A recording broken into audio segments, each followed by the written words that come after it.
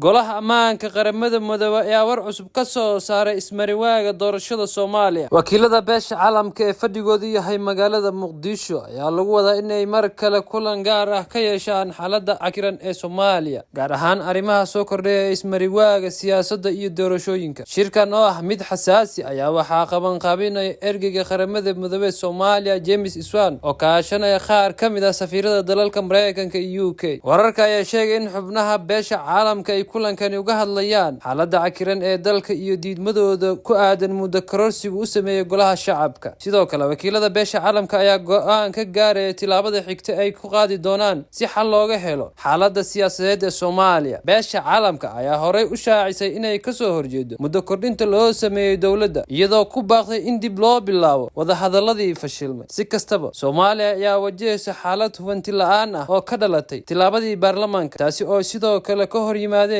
maamulada qaar iyo mucaaradka.